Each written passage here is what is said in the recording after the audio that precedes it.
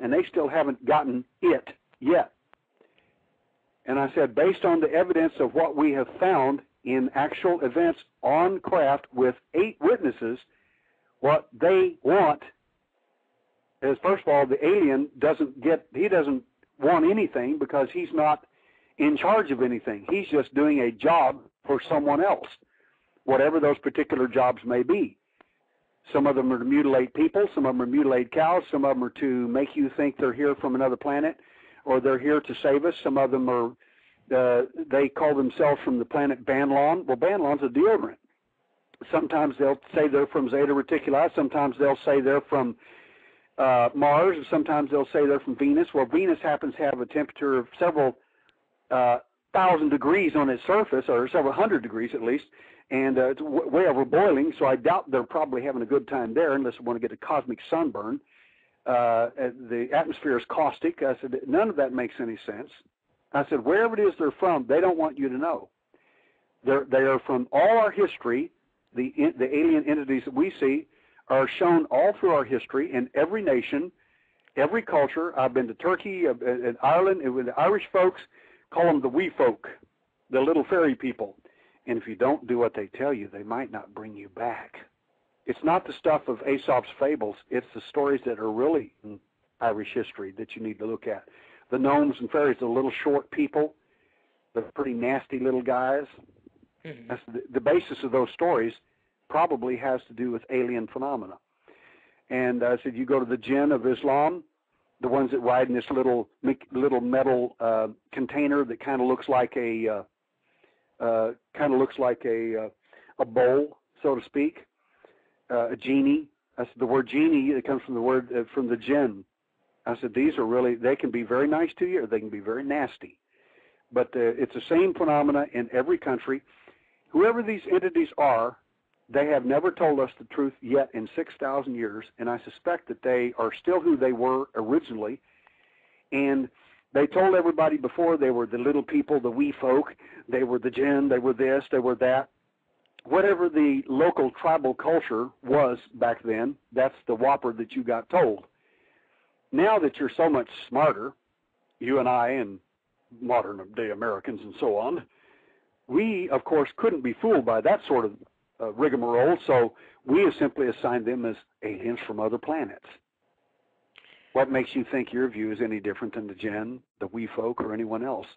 It's just another whopper, and simply because we're dragging around a briefcase and a laptop instead of a club and wearing the hide of some animal doesn't mean that you've been told the truth any more than they ever told those other guys. They don't want you to know. And if you think that, I always like to talk about like the God of the Bible and the impact that God, and I'm not just, and I'm just using that kind of figuratively, but the impact that God had on culture and beliefs and where we are today based on us worshiping and bowing down, et cetera, et cetera, et cetera, et cetera, to this presence that was here on Earth. Well, what's interesting to me is, and I actually think that the God of the Bible was valid and everything else, and still is, but my thinking is rather interesting.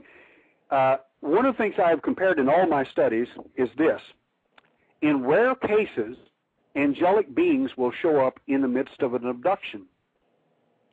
And what's amazing about this is that the alien and his boss, not a non-alien, I mean what I call mid-level management, can't get out of there quick enough, if that makes any sense.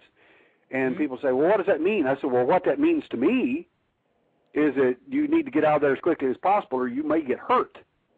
I said, the point is you're not on the same side, whatever that is. You have two opposing points of view, whatever that is. I said, you pick your own flavor. I'm just telling you. I said, one of these groups of people will mutilate you or hoodwink you for 6,000-7,000 years, or however long it takes, 10,000, however long it takes, and the other one saves you from the event. What do you think?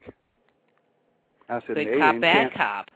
The alien does that too on individuals. For instance, They will. The same alien has been a friend and will groom you. If this happens to you, you fall under what we call the alien Stockholm syndrome, and you become a quote-unquote contactee. If you don't buy into it and you don't go along with it, you're called an abductee. In other words, you were taken against your will. Contactees think that whatever they did, it must be good, even if we didn't like it, it's probably better for us, and they're smarter than we are. I call them honeybees and killer bees.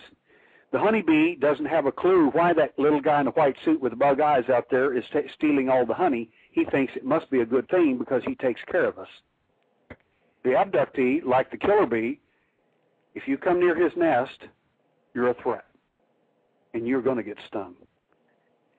Now, the difference between that and the angelics that have shown up in these abduction events, which is, again, fairly rare, but when they do show up, the alien, I mean all of them, including their masters, if they are present, can't get out of the area quick enough.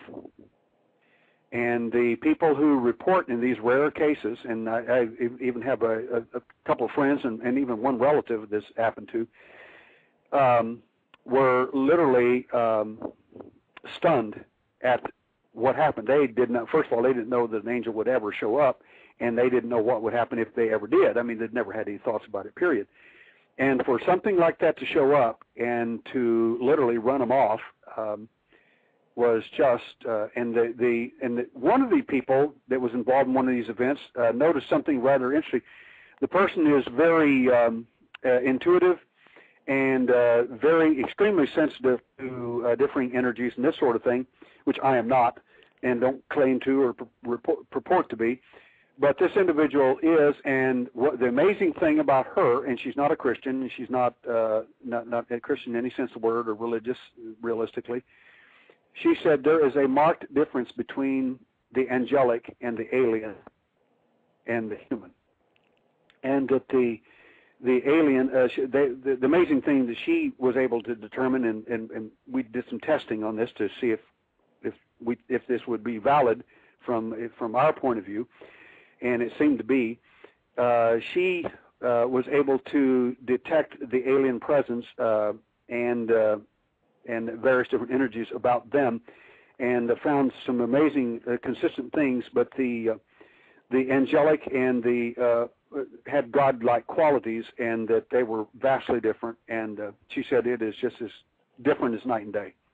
You cannot. She said, I'm not a religious person. She said, I'm not a Christian. She said, I'm just telling you, whatever that is, it's out there. And one of the best examples I can give you, for a fun example, is a lady came all the way from San Francisco, where a presentation of those doctors out there. She asked if she could come up here and go through our abduction program. I said, sure. It's a free country. You can come anywhere you want. And so she came here and stayed for a while, and we worked with her. And I said, let me ask you a question. I said, what do you do, or do you do anything to help defend yourself against these entities, you know, in any sense of the word, mentally, psychically, spiritually, whatever? And she said, yes, I do. And I said, what do you do? And she said, I pray in the name of Jesus. And I said, well, that kind of doesn't make any sense to me. And she says, why not? And I said, well, you're a practicing Buddhist priestess, if I understand correctly. And she said, yes, I am. I said, well, do you see any contradiction there? And she said, oh, yeah. She said, I understand what you're saying. She said, but I said, well, then why in the world wouldn't you be doing a Buddhist chant or following the Eightfold Noble Path or something, as opposed to praying in the name of Jesus? And she said, Mr. Sims, she said, I do what works. She said, I may be Buddhist, but I'm not stupid. She said, I'm going to do whatever helps me when that stuff comes down. She said, I don't care what it is. I want help. And I said, well, that really makes sense. So thank you for your explanation. So that was rather amusing. I still laugh at that to this day. So I'm going to go back to my earlier question. Any thought, any inference based on you talking to people about what their motives are and why they're here? I mean, if it's the same group that's been around here for 6,000 years, you know, either they're really slow learners or they're getting what they want from us, I would think. Some parts of it they're getting, and that's my next book.